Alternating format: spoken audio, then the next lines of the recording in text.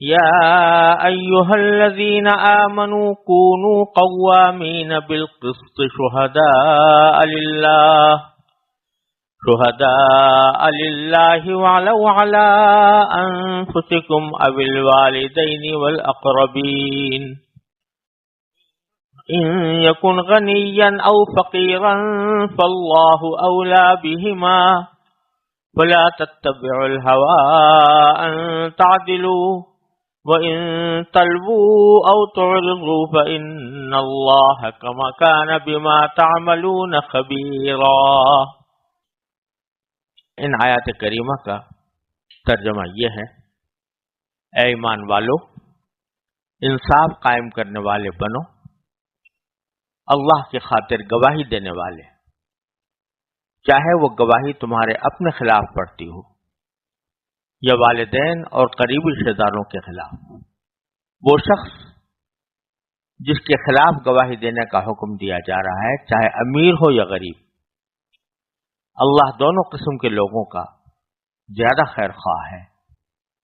لہذا ایسی نفسانی خواہش کے پیچھے نہ چلنا جو تمہیں انصاف کرنے سے روکتی ہو، اور اگر تم توڑ مروڑ کرو گے یعنی غلط گواہی دو گے یا پہلو بچاؤ گے یعنی سچی گواہی دینے سے پہلو بچاؤ گے، تو یاد رکھنا کہ اللہ تعالیٰ تمہارے تمام کاموں سے پوری طرح باخبر ہے۔ اس آیت کریمہ میں اللہ تبارک و تعالی نے دین کا ایک اہم فریضہ بیان فرمایا ہے، اور یہ فریضہ وہ ہے جس کے بارے میں قرآن کریم ہی سے معلوم ہوتا ہے کہ انبیاء کرام علیہ السلام کو دنیا میں بھیجنے کا ایک بڑا مقصد یہی ہے کہ ان کے ذریعے لوگوں میں انصاف قائم کیا جائے۔ چنانچہ سورہ حدید میں باری تعالیٰ کا ارشاد ہے کہ لقد ارسلنا رسلنا بالبینات وانزلنا معهم الکتاب والمیزان لیقوم الناس بالقسط۔ ہم نے اپنے رسول بھیجے ہیں روشن دلائل کے ساتھ، اور ان کے ساتھ کتاب نازل کی ہے اور ایک ترازو نازل کی ہے۔ ترازو سے مطلب یہ ہے کہ ایسا معیار نازل فرمایا ہے جس کے ذریعے جس طرح ترازو سے چیزوں کو تولا جاتا ہے، اس طرح اعمال کو تول کر اور اس میں توازن پیدا کیا جائے۔ لیقوم الناس بالقسط، تاکہ سارے لوگ انصاف پر قائم ہو جائے۔ تو اس آیت کریمہ سے معلوم ہو رہا ہے کہ اللہ تبارک و تعالی نے انبیاء کرام کو جس مقصد کے لیے بھیجا، اس میں ایک اہم مقصد دنیا میں انصاف قائم کرنا تھا۔ لیکن انصاف قائم کرنے کے لیے عام طور سے جو تصور آتا ہے وہ یہ کہ یہ حاکم کی ذمہ داری ہے، یا قاضی اور جج یا مجسٹریٹ کی ذمہ داری ہے کہ وہ انصاف قائم کرے، اور اس میں کوئی شک نہیں کہ اجتماعی سطح پر انصاف قائم کرنا بے شک حکام کی ذمہ داری ہے، عدالتوں کی ذمہ داری ہے، لیکن یہ ذمہ داری صرف ان کے ساتھ خاص نہیں ہے، بلکہ اللہ تبارک و تعالیٰ کے کلام سے یہ بات معلوم ہوتی ہے کہ انسان کی انفرادی زندگی میں بھی انسانوں کو حکم دیا گیا ہے کہ وہ انصاف قائم کرنے والے بنے، اور اس کو پورے نوع انسان کی ذمہ داری قرار دیا۔ لیقوم الناس بالقسط، صرف مسلمانوں کی نہیں بلکہ یقوم الناس بالقسط، تاکہ لوگ انصاف قائم کرنے والے بن جائیں۔ تو اس لیے یہ بتلانا مقصود ہے کہ انصاف کا مطالبہ صرف دوسروں ہی سے نہ ہو اور صرف حاکمی سے نہ ہو، بلکہ خود اپنے نفس سے بھی ہونا چاہیے۔ اور اس میں جب آدمی دوسرے کے ساتھ کوئی اصل و انصاف کا معاملہ پیش آ رہا ہو تو اس کی مختلف صورتیں ہیں۔ عدل و انصاف انفرادی طور پر قائم کرنے کی مختلف صورتیں ہیں. مثلاً عدل و انصاف کا مطلب یہ ہوتا ہے کہ ہر حقدار کو اس کا حق پورا پورا دیا جائے. تو اس میں حقیقت میں اللہ تعالیٰ کے حقوق بھی داخل ہیں کہ اللہ تعالیٰ کے حقوق پوری طرح ادا کیے جائیں، اور سب قسم کے انسانی حقوق بھی داخل ہیں.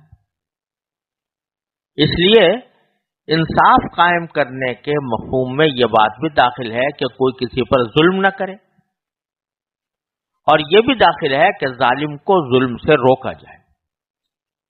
اگر انسان میں استطاعت ہے، دیکھ رہا ہے کہ کوئی شخص کسی پر ظلم کر رہا ہے، تو اس ظلم کرنے والے کا ہاتھ پکڑے،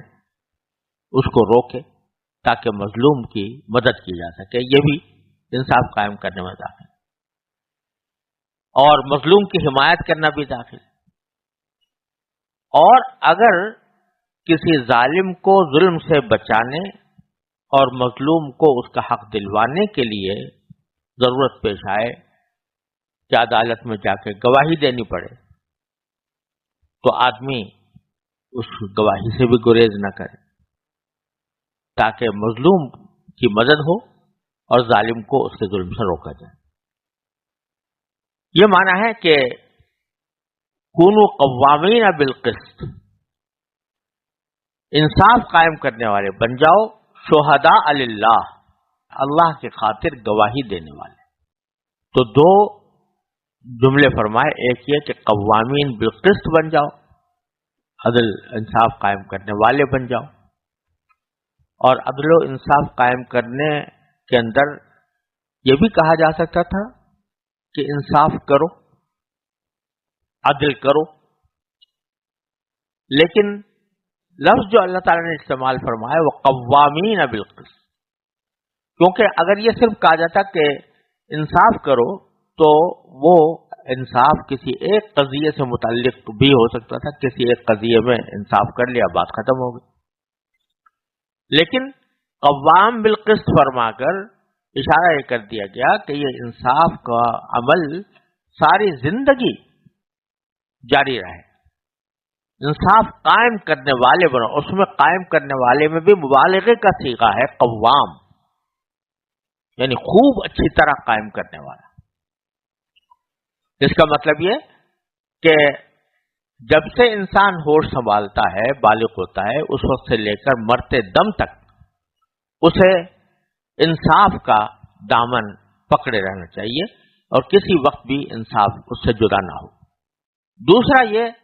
فرمایا کہ شہداء للہ، اللہ کی خاطر گواہی دینے والے پر. یعنی اس کا ایک واضح مفہوم تو یہ ہے جو عام طور سے سمجھا جاتا ہے، وہ یہ کہ عدالت میں اگر ضرورت پڑ جائے کسی کی حمایت کی خاطر اس کے حق میں گواہی دینے کی، تو جا کر گواہی دو.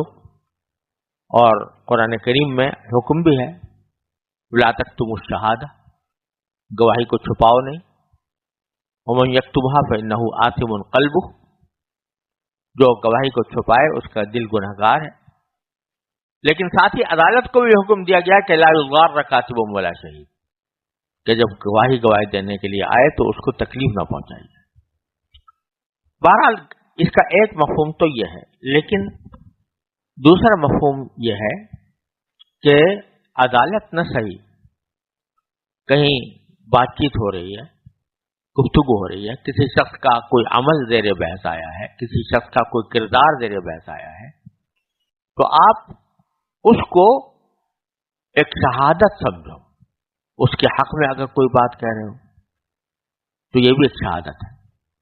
ایک شخص ہے جس کی بلا وجہ غیبت کی جا رہی ہے اور برا بھلا کہا جا رہا ہے، آپ اس مجلس میں بیٹھے ہو، تو وہاں پر آپ کا فرض ہے کہ حق کی گواہی دیں، جو حق بات آپ کو معلوم ہے وہ زوروں پر ظاہر کریں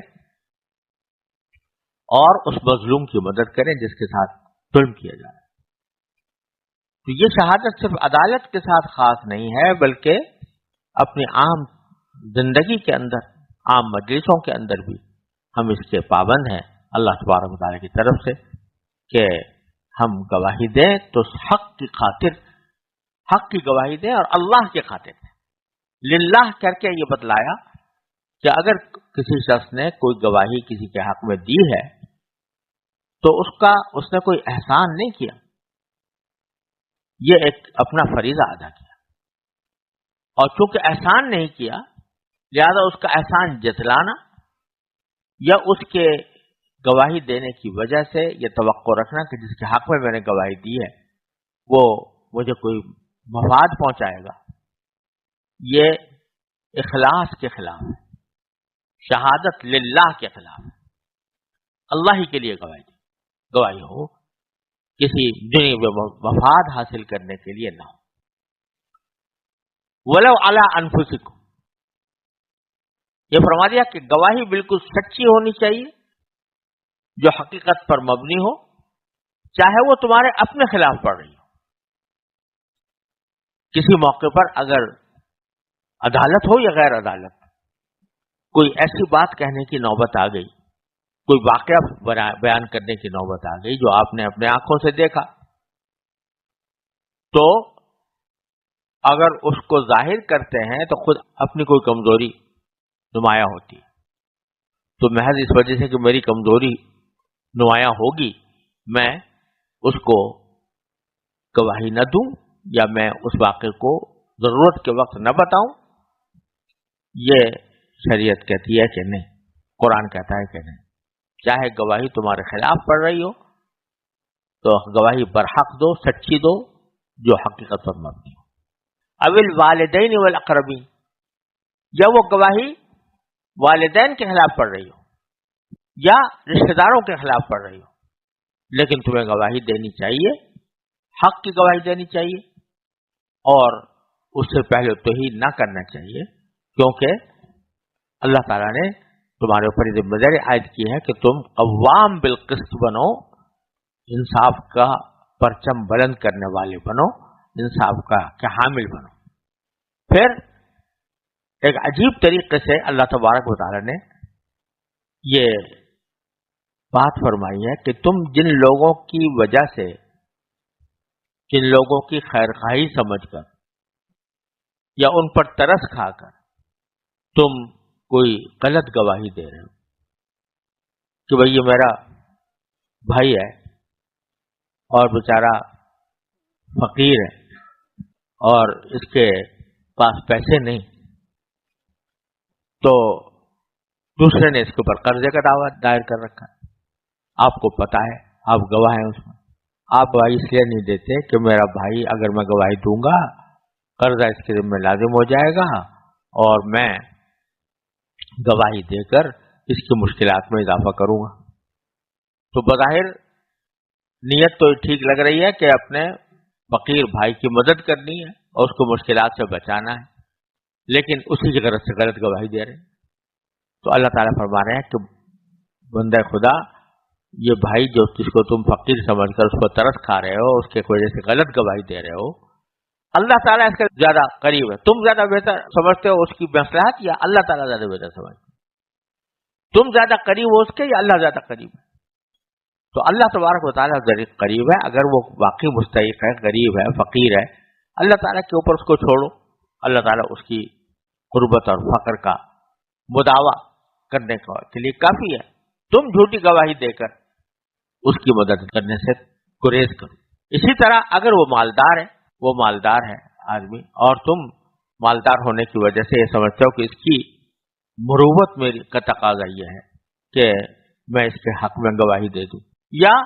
اس کے خلاف گواہی دے دوں، میری مروت اپنے کسی دوست یا عزیز کی وجہ سے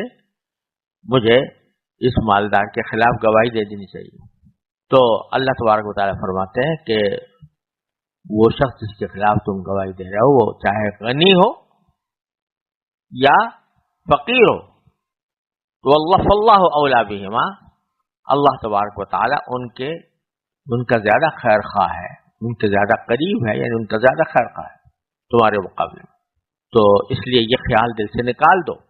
کہ ہم کسی کی حمایت کر کے اس کا کوئی حق ادا کر رہے ہیں. اللہ تبارک و تعالیٰ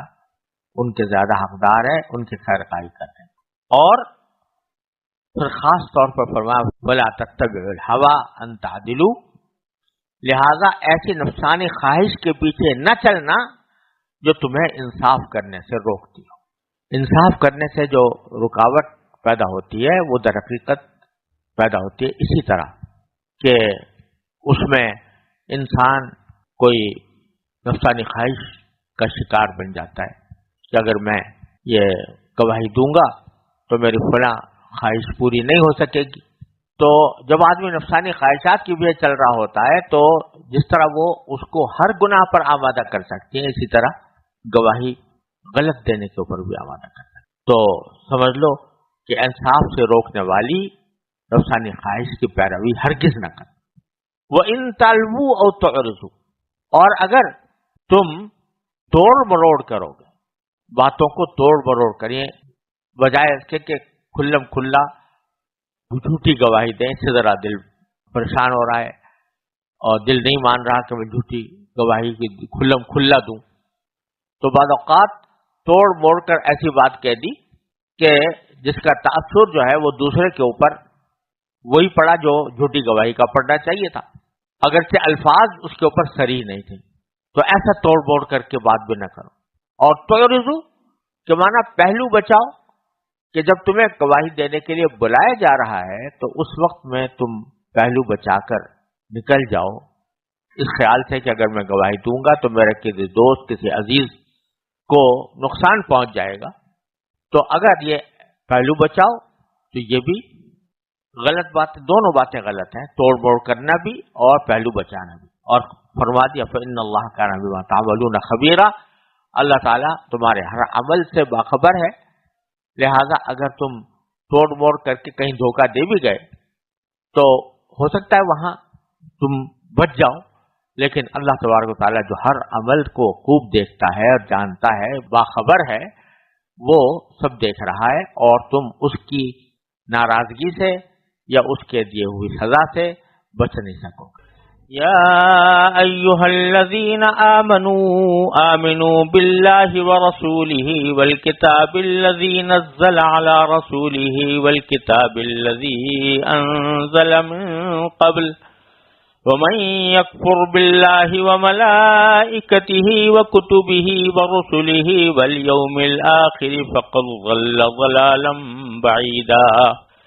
ان الذين آمنوا ثم كفروا ثم آمنوا ثم كفروا ثم ازدادوا كفرا لم يكن الله ليغفر لهم ولا ليهديهم سبيلا بشر المنافقين بأن لهم عذابا أليما الذين يتخذون الكافرين أولياء من دون المؤمنين أَيَبْتَغُونَ عِندَهُمُ الْعِزَّةَ فَإِنَّ الْعِزَّةَ لِلَّهِ جَمِيعًا وَقَدْ نَزَّلَ عَلَيْكُمْ فِي الْكِتَابِ أَنْ إِذَا سَمِعْتُمْ آيَاتِ اللَّهِ يُكْفَرُ بِهَا وَيُسْتَهْزَأُ بِهَا فَلَا تَقْعُدُوا مَعَهُمْ حَتَّى يَخُوضُوا فِي حَدِيثٍ غَيْرِهِ إِنَّكُمْ إِذًا مِثْلُهُمْ إِنَّ اللَّهَ جَامِعُ الْمُنَافِقِينَ وَالْكَافِرِينَ فِي جَهَنَّمَ جَمِيعًا الذين يتربصون بكم فإن كان لكم فتح من الله قالوا ألم نكن معكم وإن كان للكافرين نصيب قالوا ألم نستحوذ عليكم ونمنعكم من المؤمنين قالوا ألم نستحوذ عليكم ونمنعكم من المؤمنين فالله يحكم بينكم يوم القيامة وَلَن يَجْعَلَ اللَّهُ لِلْكَافِرِينَ عَلَى الْمُؤْمِنِينَ سَبِيلًا إِنَّ الْمُنَافِقِينَ يُخَادِعُونَ اللَّهَ وَهُوَ خَادِعُهُمْ وَإِذَا قَامُوا إِلَى الصَّلَاةِ قَامُوا كُسَالَى يُرَاءُونَ النَّاسَ وَلَا يَذْكُرُونَ اللَّهَ إِلَّا قَلِيلًا مذبذبين بين ذلك لا إله هؤلاء ولا إله هؤلاء ومن يضلل الله فلن تجد له سبيلا يا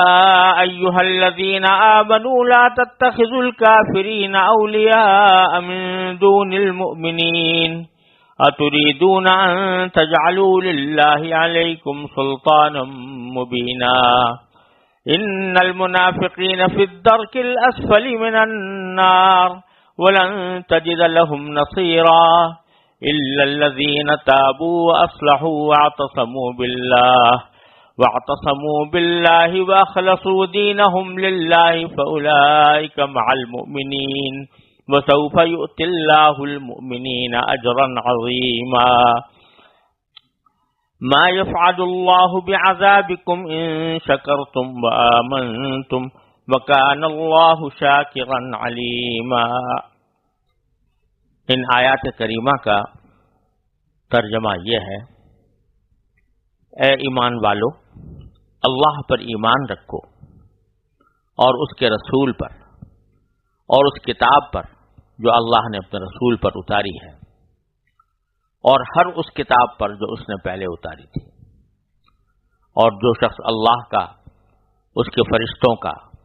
اس کی کتابوں کا، اس کے رسولوں کا اور یوم آخرت کا انکار کرے، وہ بھٹک کر گمراہی میں بہت دور جا پڑا ہے۔ جو لوگ ایمان لائے پھر کافر ہو گئے، پھر ایمان لائے پھر کافر ہو گئے، پھر کفر میں بڑھتے ہی چلے گئے، اللہ ان کو بخشنے والا نہیں ہے اور نہ انہیں راستے پر لانے والا ہے۔ منافقوں کو یہ خوشخبری سنا دو کہ ان کے لیے ایک دکھ دینے والا عذاب تیار ہے۔ وہ منافق جو مسلمانوں کے بجائے کافروں کو دوست بناتے ہیں، کیا وہ ان کے پاس عزت تلاش کر رہے ہیں؟ حالانکہ عزت تو ساری کی ساری اللہ ہی کی ہے، اور اس نے کتاب میں تم پر یہ حکم نازل کیا ہے کہ جب تم اللہ کی آیتوں کو سنو کہ ان کا انکار کیا جا رہا ہے اور ان کا مذاق اڑایا جا رہا ہے، تو ایسے لوگوں کے ساتھ اس وقت تک مت بیٹھو جب تک وہ کسی اور بات میں مشغول نہ ہو جائیں، ورنہ تم بھی انہی جیسے ہو جاؤ گے۔ یقین رکھو کہ اللہ تمام منافقوں اور کافروں کو جہنم میں اکٹھا کرنے والا ہے۔ اے مسلمانوں، یہ وہ لوگ ہیں جو تمہارے انجام کے انتظار میں بیٹھے رہتے ہیں۔ چنانچہ اگر تمہیں اللہ کی طرف سے فتح ملے تو تم سے کہتے ہیں کہ کیا ہم تمہارے ساتھ نہیں تھے، اور اگر کافروں کو فتح نصیب ہو تو ان سے کہتے ہیں کہ کیا ہم نے تم پر قابو نہیں پا لیا تھا، اور کیا اس کے باوجود ہم نے تمہیں مسلمانوں سے نہیں بچایا؟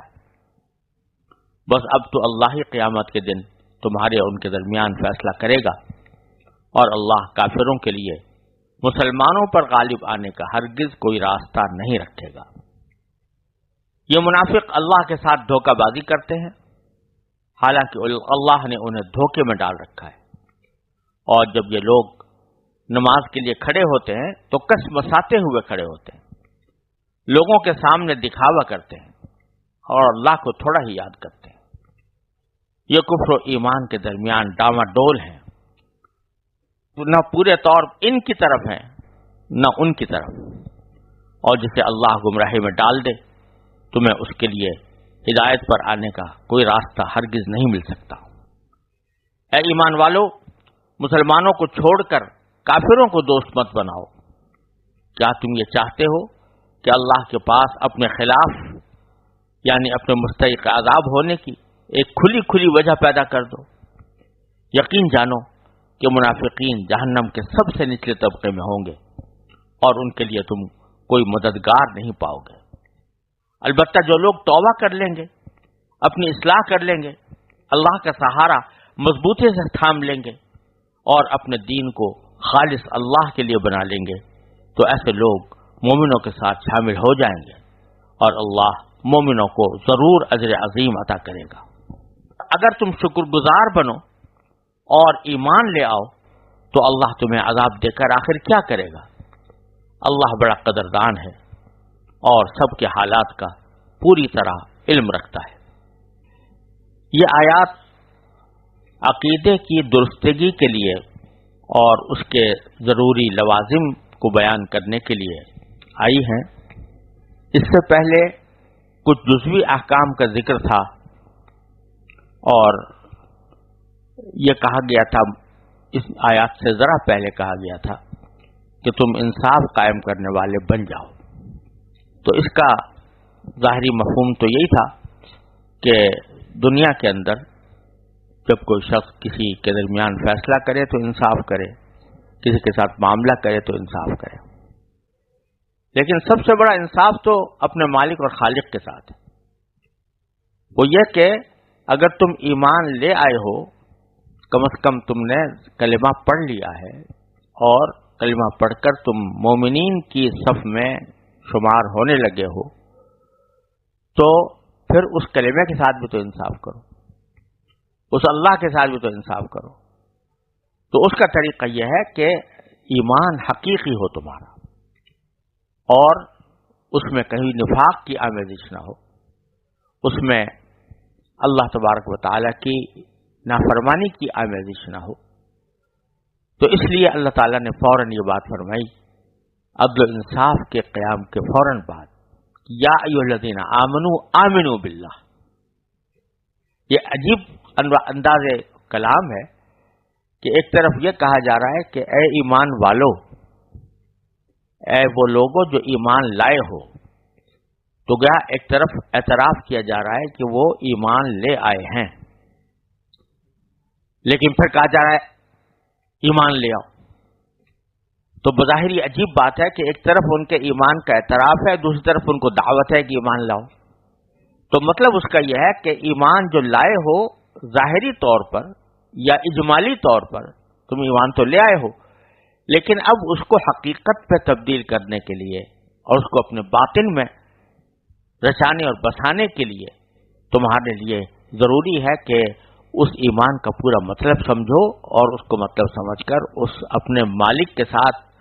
انصاف کرو کہ محض زبان سے تم نے نہیں کہہ دیا کہ وہ میرا اللہ ہے، زبان سے نہیں کہہ دیا کہ وہ میرا معبود ہے، بلکہ اپنے عمل سے بھی اور اپنے اعتقاد سے بھی اس کے اوپر ایمان لاؤ. تو اے ایمان والو، ایمان لاؤ باللہ و رسولہ، اللہ پر بھی اور اللہ کے رسول پر بھی، والکتاب الذی انزل علی رسولہ، اور اس کتاب پر بھی جو اللہ نے اپنے رسول پر نازل فرمائی ہے، والکتاب الذی انزل من قبل، اور اس کتاب پر بھی جو اللہ تعالی نے اس سے پہلے نازل فرمائی تھی. اس سے مراد در حقیقت تورات ہے، کیونکہ وہ کتاب جو باقاعدہ احکام پر مشتمل تھی، پچھلے آسمانی صحیفوں میں وہ تورات ہی تھی. اور تورات کے نزول کے بعد جتنے انبیاء کرام علیہ السلام تشریف لائے ہیں، وہ سب کے سب تورات ہی کے پیروکار تھے، اور ان کے صحیفوں میں تورات کے خلاف کوئی بات نہیں تھی، تورات ہی کے اوپر عمل کرنے کی تاکید تھی. یہاں تک کہ حضرت عیسیٰ علیہ السلام پر جب انجیل نازل ہوئی تو اس میں بھی تورات کی خلاف ورزی کو جائز نہیں کیا گیا، بلکہ تورات کی پابندی کی تاکید کی گئی تھی. تو اس لیے یہاں پر کتابوں کے بجائے کتاب کا مفرد کا لفظ استعمال کیا گیا ہے، مراد اس سے تورات ہے، کیونکہ احکام پر مشتمل کتاب اس سے پہلی وہی تھی، تورات ہی تھی. پھر فرمایا کہ ومن یکفر باللہ وملائکتہ وکتبہ ورسلہ والیوم الآخر، جو کفر کرے یعنی انکار کرے اللہ کا، اس کے فرشتوں کا، اس کی کتابوں کا، اس کے رسولوں کا اور یوم آخرت کا، تو فقط ضل ضلالا بعیدا، تو وہ بھٹک کر گمراہی میں بہت دور جا پڑا ہے. اور یہ بات یہ فرمائی ہے کہ ایمان لانے کے بعد بھی بعض لوگ اللہ بچائے نفاق کی وجہ سے کفر میں مبتلا رہتے ہیں، اس لیے ان کو یہ وعید سنا دی کہ بہت زبردست گمراہی میں مبتلا ہے. اور خاص طور پر ان منافقین میں بعض ایسے تھے کہ انہوں نے شروع میں ایمان کا اظہار کیا اور بعد میں کفر اختیار کر لیا، اور پھر ایمان لے آئے، پھر کفر اختیار کر لیا. اس سے مراد وہ منافق بھی ہو سکتے ہیں جن کا ذکر پیچھے آیا ہے، کیونکہ وہ مسلمانوں کے پاس آ کر مسلمان ہونے کا اعلان کرتے تھے مگر تنہائی میں کفر اختیار کر لیتے تھے. پھر کبھی مسلمانوں کا سامنا ہوتا تو دوبارہ ایمان لانے کا مظاہرہ کرتے، مگر پھر اپنے لوگوں کو کفر کا یقین دلا دیتے اور اپنے عمل سے کفر ہی میں بڑھتے چلے جاتے۔ اور بعض روایات میں کچھ ایسے لوگوں کا بھی ذکر آیا ہے جو مسلمان ہونے کے بعد مرتد ہوئے، پھر توبہ کر کے مسلمان ہوئے، مگر بالآخر دوبارہ مرتد ہو کر کفر کی حالت میں مرے۔ آیت کے الفاظ میں دونوں قسم کے لوگوں کی گنجائش ہے، اور ان کے بارے میں جو یہ کہا گیا ہے کہ اللہ نہ ان کو بخشے گا نہ راستے پر لائے گا، اس کا مطلب یہ ہے کہ جب انہوں نے اپنے اختیار سے کفر اور اس کے نتیجے میں دوزخ کی راہ کو چن لیا تو اللہ ان کو زبردستی ایمان اور جنت کے راستے پر نہیں لائے گا، کیونکہ دنیا دارالامتحان ہے اور ہر شخص کا انجام اس کے اپنے اختیار سے چنے ہوئے راستے کے مطابق ہوتا ہے۔ اللہ نہ کسی کو زبردستی مسلمان بناتا ہے نہ کافر، اس لیے فرمایا کہ لم یکن اللہ لیغفر لهم ولا لیہدیہم سبیلا، کہ اللہ ان کو ہرگز بخشنے والا نہیں ہے اور نہ انہیں راستے پر لانے والا ہے، اور بلکہ آگے پھر ان کی مزید انجام کی خبر اللہ تعالی نے ان الفاظ میں دی کہ بشر المنافقین بان لهم عذابا علیما، منافقوں کو یہ خوشخبری سنا دو کہ ان کو بہت دکھ دینے والا عذاب تیار ہے ان کے لیے۔ خوشخبری کا لفظ یہاں پر ایک طرح سے طنز کے طور پر استعمال ہوگا، یعنی خبر تو یہ اچھی نہیں ہے، لیکن ان لوگوں نے جو راستہ اختیار کیا ہے اس کے لحاظ سے وہ کفر کو اچھا ہی سمجھتے ہیں، تو جب کفر کو اچھا سمجھتے ہو تو اب خوشخبری اس کی سنو، وہ یہ ہے کہ ان کو درد دینے والا دکھ دینے والا عذاب ملے گا۔ الذین یتخذون الکافرین اولیاء من دون المؤمنین، یہ ان منافقوں کا ذکر ہے جو مسلمانوں کے بجائے کافروں کو دوست بناتے ہیں۔ تو اللہ تعالیٰ فرماتے ہیں کہ ایبتغون عندهم العزہ، کیا یہ لوگ ان کے پاس یعنی کافروں کے پاس عزت تلاش کر رہے ہیں؟ فإن العزة للہ جميعا، حالانکہ عزت تو ساری کی ساری اللہ ہی کی ہے۔ یہ ان منافقین کا ذکر ہے جنہوں نے کافروں کے ساتھ پینگیں بڑھائی تھیں، اور مقصد یہ تھا کہ ان کے دماغ میں یہ بات تھی کہ شاید ان لوگوں کو غلبہ حاصل ہو جائے گا، یہ فتح حاصل ہو جائے گی تو ہمیں بھی عزت ملے گی۔ تو اس خیال سے انہوں نے کافروں کے ساتھ دوستیاں بڑھائی ہوئی تھیں، ان کے ساتھ اٹھنا بیٹھنا بھی تھا، ان کے ساتھ چپ کے سازشیں بھی ہوتی تھیں، یہ اس خیال سے کہ ان کو عزت ملے گی۔ تو اللہ تعالیٰ فرماتے ہیں کہ ان کے پاس جا کر عزت تلاش کر رہے ہو، عزت تو ساری اللہ کے قبضے میں ہے، عزت تو ساری اللہ تعالیٰ کے قبضے میں ہے، وہی عزت دینے والا ہے اور وہ عزت لینے والا ہے، چھیننے والا ہے۔ تو تم لوگ اللہ کو چھوڑ کر جو ان سے جا کر عزت کی راہ تلاش کر رہے ہو، یہ تمہیں آخرکار دوزخ میں لے جانے والی بات ہے۔ عزت آخر میں بالآخر اللہ تبارک و تعالی کی ہے۔ تو اس میں یہ بتایا گیا ہے کہ کفار مشرکین کے ساتھ دوستانہ تعلقات اگر اس غرض سے رکھے جائیں کہ عزت ہمیں ملے گی ان سے، تو یہ در حقیقت منافقوں کا طریقہ ہے۔ سچے مسلمان کو دوستی اس غرض سے کہ مجھے وہاں عزت ملے، یہ مسلمان نہیں کرتا۔ ظاہری عزت اور قوت اور جتھے دنیا کے اندر ان کے نظر آ رہے ہیں تو ان سے خیال ہوتا ہے کہ ہمیں بھی ان سے دوستی کرنے کے نتیجے میں عزت اور قوت حاصل ہوگی۔ اللہ تبارک و تعالیٰ نے یہ فرمایا کہ تم ان کے ذریعے عزت حاصل کرنا چاہتے ہو جن کے پاس خود عزت نہیں ہے، عزت ان کے قبضے میں نہیں ہے۔ عزت تو اللہ تبارک و تعالیٰ کے لیے مخصوص ہے، اور مخلوق میں سے جس کسی کو کبھی کوئی قوت اور غلبہ ہوتا ہے وہ سب اللہ تعالیٰ کا دیا ہوا ہے۔ تو کس قدر بے عقلی کی بات ہے کہ عزت حاصل کرنے کے لیے اصل عزت کے مالک اور عزت دینے والے کو تو ناراض کیا جائے اور اس کے دشمنوں کے ذریعے عزت حاصل کرنے کی کوشش کی جائے۔ قرآن کریم نے سورہ منافقون میں بھی یہ فرمایا وَلِلَّهِ الْعِزَّةُ وَلِرَسُولِهِ وَلِلْمُؤْمِنِينَ وَلَكِنَّ الْمُنَافِقِينَ لَا يَعْلَمُونَ، یعنی عزت تو صرف اللہ کے لیے ہے اور اس کے رسول کے لیے اور مسلمانوں کے لیے، لیکن منافقین اس بات کو نہیں جانتے۔ اس میں اللہ تعالیٰ کے ساتھ رسول اور مؤمنین کا اضافہ کر کے یہ بھی بتا دیا کہ اصل عزت کا مالک تو صرف اللہ تعالیٰ ہے، وہ جس کو چاہتا ہے کچھ حصہ عزت کا عطا فرما دیتا ہے،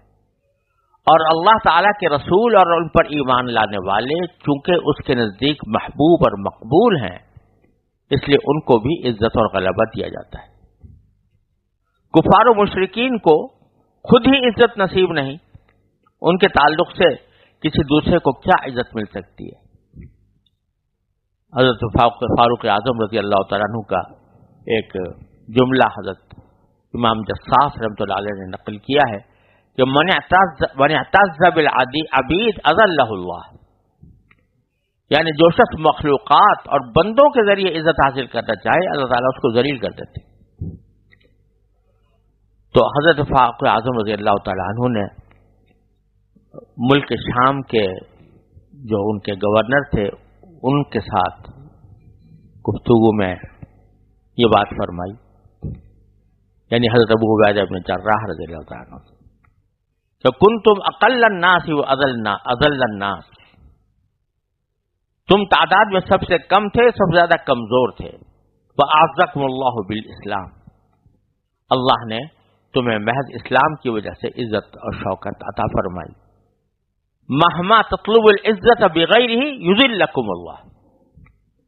جب تم اللہ کے سوا کسی اور سے عزت طلب کرنا چاہو گے اللہ تمہیں ذلیل کر دے گا۔ تو اس میں مسلمانوں کو یہ حکم دیا گیا ہے کہ کفار و فجار سے دوستی کر کے عزت طلب نہ کرو۔ دوستی سے مراد یہ کہ ان کو عزت کا محور اور منبع سمجھ کر ان سے دوستی نہ کرو۔ ہاں مسلمانوں کے ذریعے عزت اور قوت طلب کی جائے تو اس کی وہ مانعت نہیں ہے۔ یہاں یہ بات بھی سمجھ لینے کی ہے کہ عزت سے مراد اگر ہمیشہ قائم اور باقی رہنے والی آخرت کی عزت ہے تب تو دنیا میں ظاہر ہے کہ وہ اللہ کے رسول اور مومنین کے ساتھ ہی ہے، کسی اور کو نہیں مل سکتی جو کفر کرنے والا ہو، کیونکہ آخرت کی عزت کسی کافر کو نہیں ملتی۔ اور اگر مراد اس سے دنیا کی عزت ہے، دنیا کے اندر غلبہ ہے، تو اس میں کوئی شک نہیں کہ ایسے عبوری دور اور ایسے اتفاقی حوادث آتے رہیں گے جس میں مسلمان کمزور ہوں گے، لیکن ابتدا بھی اسلام کو عزت اور غلبے سے ہوئی تھی اور انشاءاللہ آخر میں بھی عزت اور غلبہ اسلام ہی کا ہوگا اور مسلمانوں ہی کا ہوگا۔ بیچ میں کچھ اتفاقی حوادث پیش آئے ہیں اور وہ بھی اسی لیے پیش آئے کہ مسلمانوں نے اللہ تبارک و تعالیٰ کے احکام پر عمل چھوڑ کر اللہ تعالیٰ کی طرف دیکھنے کے بجائے اپنے دشمنوں کو عزت کا منبع سمجھ لیا، اور آج اسی کی شامت اعمال میں ہم لوگ گرفتار ہیں۔ عزت اللہ سے مانگنے کے بجائے اور اللہ تعالیٰ کے بتائے ہوئے طریقوں پر عمل کر کے عزت حاصل کرنے کے بجائے ہم غیر مسلموں کو عزت کا محور اور منبع سمجھ کر ان کے آگے جھکے ہوئے ہیں اور ان سے عزت مانگ رہے ہیں، تو اس طرح عزت کبھی حاصل نہیں ہو سکتی، اللہ تعالیٰ نے خود فرما دیا۔ لہذا ایک بات تو یہ ہو گئی، پھر آگے اللہ تبارک و تعالیٰ نے ایک خاص حکم عطا فرمایا، ایک خاص حکم یہ عطا فرمایا کہ جب لوگوں کے ساتھ اٹھنا بیٹھنا ہوتا ہے، کافر لوگوں کے ساتھ یا ایسے غافل اور بے فکر لوگوں کے ساتھ جن کو اللہ اور اس کے رسول کی کوئی پرواہ نہیں ہے، الیاذ باللہ، تو ان کی محفلوں میں بعض اوقات ذکر ہوتا ہے اللہ کی آیتوں کا، اس کے انکار کا، اس کے مذاق اڑانے کا۔ تو ایسی کسی محفل میں اگر کوئی مسلمان، صحیح مسلمان، مخلص مسلمان جائے تو اللہ تعالی نے فرمایا کہ جب تک وہ اس قسم کی بیہودہ گفتگو میں مصروف ہیں اس وقت تک ان کے ساتھ بیٹھنا جائز نہیں۔ تو یہ فرمایا کہ وَقَدْ نَزَّلَ عَلَيْكُمْ فِي الْكِتَابِ، اللہ تعالیٰ نے کتاب میں ہی یعنی قرآن کریم ہی میں یہ حکم نازل کیا ہے، اور اس سے اشارہ ہے سورہ انعام کی آیت کا۔ سورہ انعام کے اندر اللہ تبارک و تعالیٰ نے یہ حکم دیا ہے اور اسی کی طرف اللہ تعالیٰ نے اس کا اشارہ کیا ہے۔ وہاں پر یہ فرمایا ہے کہ اذا رأيت الذين يخوضون في آیاتنا فأعرض عنهم، جب تم ان لوگوں کو دیکھو جو ہمارے آیتوں کے اندر جھگڑ رہے ہیں تو ان سے کنارہ اختیار کرو، حتی یخوضوا فی حدیث غیرہ، جب تک کہ وہ کسی اور گفتگو میں شامل نہ ہو جائیں۔ تو یہاں پر بھی اللہ تعالیٰ نے فرمایا کہ نزل علیکم فی کتاب ان اذا سمعتم آیات اللہ یکفر بہا، جب تم اللہ کی آیتوں کو سنو کہ ان کا انکار کیا جا رہا ہے، ویستہزأ بہا، اور ان کا مذاق اڑایا جا رہا ہے، فلا تقعدوا معهم، تو ایسے لوگوں کے ساتھ مت بیٹھو، حتی یخوضوا فی حدیث غیرہ، یہاں تک کہ وہ کسی اور بات میں مشغول نہ ہو جائیں۔ کیوں؟ انکم اذا مثلہم، اگر تم ان کے ساتھ بیٹھے رہو گے تو اس صورت میں تم انہی جیسے ہو جاؤ گے۔ اور اللہ تبارک و تعالی نے فرمایا کہ اللہ تعالی ان اللہ جامع المنافقین والکافرین فی جہنم جمیعا، یقین رکھو کہ اللہ تمام منافقوں اور کافروں کو جہنم میں اکٹھا کرنے والا ہے۔ تو یہاں یہ بات جو فرمائی گئی کہ جس محفل میں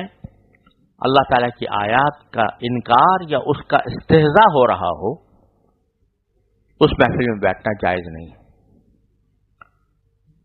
تو اس میں یہ بات بھی داخل ہے کہ اگر کسی ایسی محفل میں آدمی شریک ہے جہاں اللہ کی آیات کی تحریف کی جا رہی، یعنی اللہ تعالیٰ کی آیات کے ایسے معنی بیان کیے جا رہے ہیں جو اللہ تبارک و تعالیٰ کی اور رسول کریم صلی اللہ علیہ وسلم کی سنت اور نبی کریم صلی اللہ علیہ وسلم کے ارشادات اور سلف صالحین کی تفسیرات کے خلاف ہو، ایسی تحریف کو کر رہا ہے تو اس کی محفل میں بھی شریک ہونا جائز نہیں۔ چنانچہ حضرت عبداللہ بن عباس رضی اللہ تعالیٰ عنہ سے ایک روایت ہے کہ اس آیت کے مفہوم میں وہ لوگ بھی داخل ہیں جو قرآن کی تفسیر غلط یا اس میں تحریف کرنے والے ہوں یا بدعتیں ایجاد کرنے والے ہوں۔ ان کے الفاظ یہ ہیں دخل فی هذه الآیۃ کل محدث فی الدین وکل مبتدع الی یوم القیامہ۔ تو اس لیے جن لوگوں کے بارے میں یہ بات معروف ہو کہ یہ سلف صالحین سے ہٹ کر کسی اور طریقے پر قرآن کریم کی تفسیر و تعویل کر رہے ہیں، ان کی محفلوں میں شرکت بھی اسی کے حکم میں داخل ہے۔ پھر اس مسئلے کا دوسرا پہلو یہ ہے کہ جب اس قسم کی بیہودہ گفتگو ہو رہی ہو، بعد میں وہ اس گفتگو کو ختم کر کے کوئی اور بات شروع کر دیں تو اس وقت ان کے ساتھ بیٹھنا جائز ہے یا نہیں۔ لیکن بات یہ ہے، اس میں اگرچہ علماء کے آراء مختلف ہیں، علماء کا خیالات مختلف ہیں، لیکن حضرت حسن بصری رحمۃ اللہ علیہ کا یہ ارشاد ہے کہ ان لوگوں کے ساتھ ہم نشینی اختیار کرنا اور کثرت سے ان کے ساتھ اٹھنا بیٹھنا، چاہے اس وقت وہ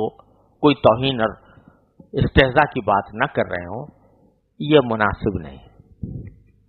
کوئی ضروری کام پیش آ جائے تو بے شک ایسے وقت میں ان سے ملاقات کی جا سکتی ہے جہاں وہ یہ اس قسم کی بہودہ گفتگو میں مشغول نہ ہوں، لیکن ان کو دوست بنانا، ان کے ساتھ کثرت مجالست اختیار کرنا،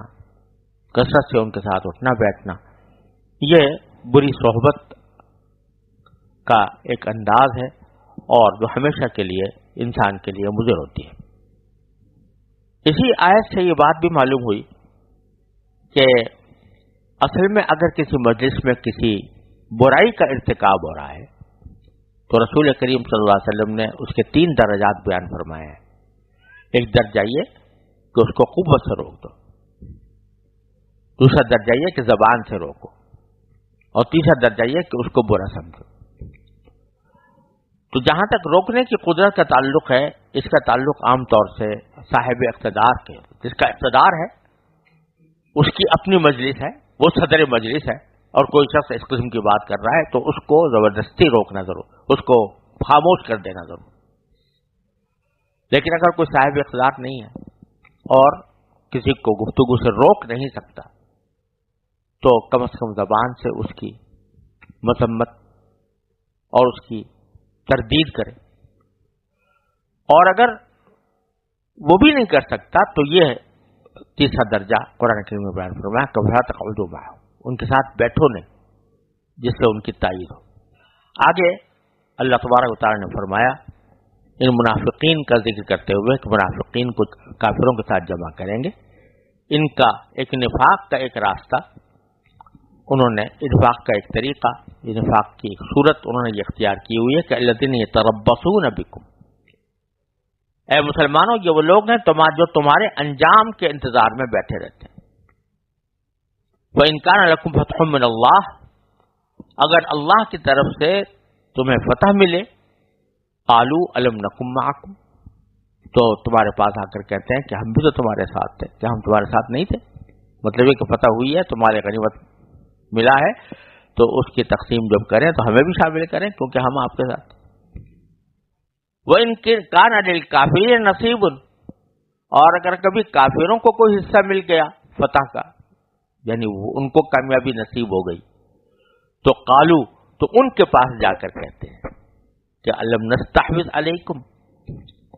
کہ کیا ہم نے تم پر قابو نہیں پا لیا تھا؟ یعنی شروع میں مسلمانوں نے تم پر قابو پا لیا تھا، اور وَنَمْنَعْكُمْ مِنَ الْمُؤْمِنِينَ، اور پھر ہم نے نہیں بچایا تمہیں، یعنی مسلمان شروع میں تو غالب ہو گئے تھے اور وہ تمہیں شکست دینے کی پوزیشن میں تھے، تمہیں شکست دے دیتے، لیکن ہم نے تمہاری مدد کی اور ہم نے تمہیں مسلمانوں سے بچایا۔ نمنعکم من المؤمنین، ہم نے ایسا نفاق کا راستہ اختیار کیا کہ جس کے نتیجے میں ہم نے پیٹھ سے چھرا گھونپا مسلمانوں کے۔ تو اس لیے جب تمہیں فتح ہوئی ہے تو ہماری وجہ سے ہوئی ہے، تو اب جو تم مال غنیمت تم نے کمایا ہے اس میں ہمارا بھی حصہ لگاؤ۔ تو ان لوگوں کا ہاتھ یہ معاملہ یہ ہے کہ یہ مسلمانوں کے ساتھ بھی اپنے دنیاوی مفادات وابستہ کیے ہوئے ہیں اور کافروں کے ساتھ بھی، یعنی ان کو اصل غرض دنیاوی مفادات سے ہے۔ اگر مسلمانوں کو فتح ہو اور مال غنیمت ہاتھ آئے تو یہ ان کے ساتھی ہونے کا دعویٰ کر کے ان سے مال بٹورنے کی فکر میں رہتے ہیں، اور اگر کبھی کافروں کا دعویٰ چل جائے تو ان پر یہ احسان جتلاتے ہیں کہ اگر ہماری مدد تمہارے ساتھ نہ ہوتی تو مسلمان تم پر غالب آ جاتے، لہذا ہمیں بھی ہماری ان خدمات کا مالی صلہ دو۔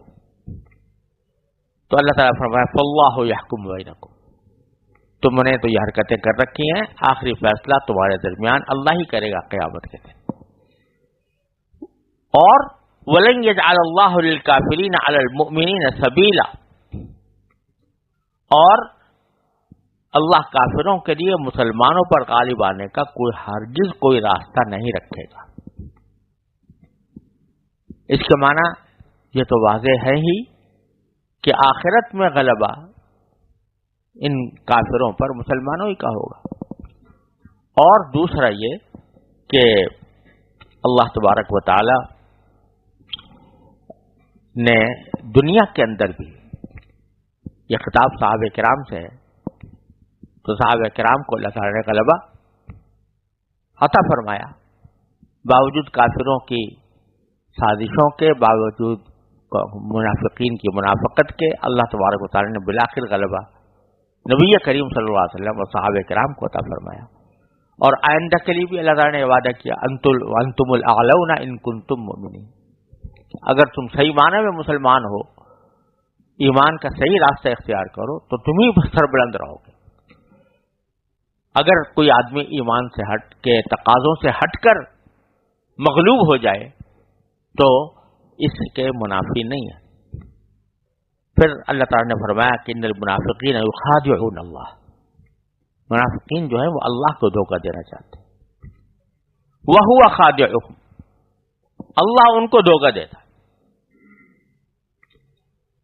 اللہ نے انہیں دھوکے میں ڈال رکھا ہے۔ اس کا مطلب یہ بھی ہو سکتا ہے یہ جو سمجھ رہے ہیں کہ انہوں نے اللہ کو دھوکہ دے دیا تو در حقیقت یہ خود ہی دھوکے میں پڑے، کیونکہ اللہ کو کوئی دھوکہ نہیں دے سکتا، اور اللہ تعالیٰ ان کو اس دھوکے میں پڑا رہنے دیتا ہے جو انہوں نے خود اپنے آپ کو اپنے اختیار سے دے رکھا ہے۔ اور اس جملے کا ایک ترجمہ یہ بھی ہو سکتا ہے کہ اللہ ان کو دھوکے میں ڈالنے والا ہے۔ اس ترجمے کی بنیاد پر حضرت حسن بصری سے منقول ہے کہ انہوں نے یہ بھی بیان کیا کہ ان کو اس دھوکے کی سزا آخرت میں اللہ تعالیٰ اس طرح دے گا کہ شروع میں ان کو بھی مسلمانوں کے ساتھ کچھ دور تک لے جایا جائے گا، اور مسلمانوں کو جو نور عطا ہوگا اسی کی روشنی میں کچھ دور تک یہ بھی مسلمانوں کے ساتھ چلیں گے، اور یہ سمجھنے لگیں گے کہ ان کا انجام بھی مسلمانوں جیسا ہوگا، مگر آگے جا کر ان سے روشنی چھین لی جائے گی۔ اس بات کی وضاحت قرآن کریم میں سورہ حدید کے اندر آئی ہے کہ وہاں پر اللہ تعالیٰ نے جو فرمایا کہ کچھ دیر تک یہ مسلمانوں کے ساتھ چلیں گے، پھر اچانک وہ اندھیرے میں بھٹکتے رہ جائیں گے اور بالآخر دوزخ کا ایندھن بنیں گے۔ اللہ تعالیٰ حفاظت کرے۔ اور ایک علامت منافقوں کی یہ بیان فرمائی کہ اذا قاموا الی الصلاۃ قاموا کسالى، یہ نماز کے لیے کھڑے ہوتے ہیں تو کسمساتے ہوئے کھڑے ہوتے ہیں، یعنی سستی کے انداز میں کھڑے ہوتے ہیں۔ یراؤون الناس، لوگوں کے سامنے دکھاوا کرتے ہیں۔ ولا یذکرون اللہ الا قلیلا، اللہ کو تھوڑا ہی یاد کرتے ہیں۔ اس کو یہ مطلب بھی اس کا نکالا جا سکتا ہے کہ بہرحال زبان سے تو ذکر کرتے ہی تھے تھوڑا بہت، اور بعض اوقات محاورے میں عربی میں بھی یہ لفظ الا قلیلا نفی کے لیے آتا ہے، جیسے اردو میں ہوتا ہے وہ ذکر تھوڑا ہی کرتے ہیں، تو اس کا مطلب یہ ہوتا ہے کہ نہیں کرتے۔ ایسے ہی یہاں پر بھی ہے کہ اللہ کو یاد نہیں کرتے۔ مذبذبین بین ذالک، یہ ڈاوا ڈول ہیں دو باتوں کے درمیان، اور اس کا نتیجہ یہ ہے کہ لا الہ ہؤلاء ولا الہ ہؤلاء، نہ ان کی طرف پورے ہیں مسلمانوں کی طرف، نہ ان کی طرف پورے ہیں یعنی کافروں کی طرف۔ ومن یضلل اللہ فلن تجد له سبیلا، اور جس کو اللہ گمراہ کر دے تو اس کو کون صحیح راستے پر لا سکتا ہے؟ اس کے لیے کوئی راستہ تم نے پا نہیں سکتے۔ جب انہوں نے گمراہی کا راستہ اپنے اختیار سے اختیار کر لیا تو اللہ تعالیٰ نے ان کو گمراہ کر دیا، اب یہ راستہ نہیں پا سکتے۔ اور پھر فرمایا کہ یا ایھا الذین آمنوا لا تتخذوا الکافرین اولیاء من دون المؤمنین، اے ایمان والو تم مسلمانوں کو چھوڑ کر کافروں کو دوست مت بناؤ۔ کیا تم یہ چاہتے ہو؟ او تريدون ان تجعلوا للہ علیکم سلطانا مبینا، کیا تم یہ چاہتے ہو کہ اللہ کے پاس اپنے خلاف یعنی اپنے مستحق عذاب ہونے کی ایک کھلی وجہ پیدا کر دو؟ یعنی اگر کوئی شخص کافروں کو دوست بنائے تو اس کے معنی یہ کہ وہ خود اپنے خلاف ایک حجت پیدا کر رہا ہے اللہ تعالیٰ کے سامنے مستحق عذاب ہونے کی۔ اب یہاں وہ تفصیل یاد رکھنی چاہیے جو پہلے بھی گزری ہے کہ یہاں پر جو الفاظ ہیں اولیاء ولی بنانے کے، اس کے معنی یہ ہے کہ ایسی دوستی جیسے کہ دو ایک مقصد کے ساتھیوں کے درمیان ہوتی ہے، دونوں ایک ہی مقصد کے ساتھی، دونوں کی منزل ایک ہے، اور وہ آپس میں ایک دوسرے کے اس طرح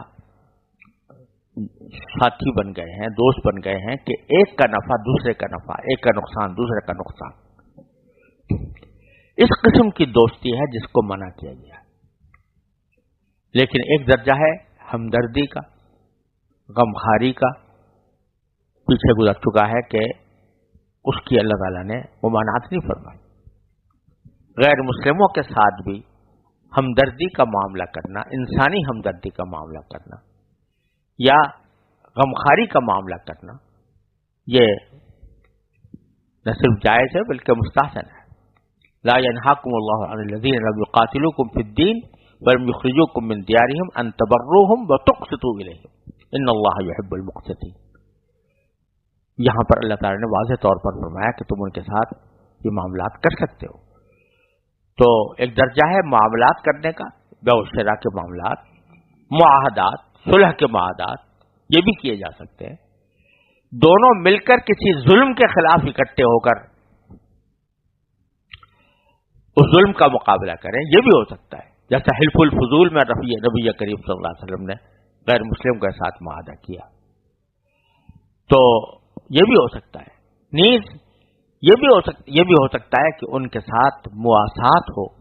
ان کی غمخواری ہو، کسی کی انسانی طور پر انسانی ہمدردی کا معاملہ ان کے ساتھ کیا جائے، لیکن ایسی دوستی جس سے کہ جیسے کہ ان کے مقصد زندگی اور تمہارے مقصد زندگی میں یگانگت پیدا ہو گئی، یہ کافروں کے ساتھ نہیں ہو سکتی، کیونکہ ان کے مقصد زندگی صرف یہ دنیا ہے، یا اگر آخرت ان کے کسی کے عقیدے میں ہے بھی تو وہ اس تک پہنچنے کا راستہ انہوں نے غلط اختیار کر رکھا ہے۔ اس واسطے مقصد زندگی کے اعتبار سے ہم اور وہ برابر نہیں ہو سکتے، مسلمان اور غیر مسلم برابر نہیں ہو سکتے، ان کے ساتھ اس طرح کی دوستی اللہ تعالی نے منع فرمائی۔ پھر فرمایا کہ ان المنافقین فی الدرک الاسفل من النار، یقین جانو کہ منافقین جہنم کے سب سے نچلے طبقے میں ہوں گے۔ وَلَن تَجِدَ لَهُمْ نَصِيرًا، اور ان کے لیے تم مددگار نہیں پاؤ، کوئی مددگار نہیں پاؤ گے، إِلَّا الَّذِينَ تَابُوا وَأَصْلَحُوا، البتہ جو لوگ توبہ کر لیں گے اور اصلاح کر لیں گے،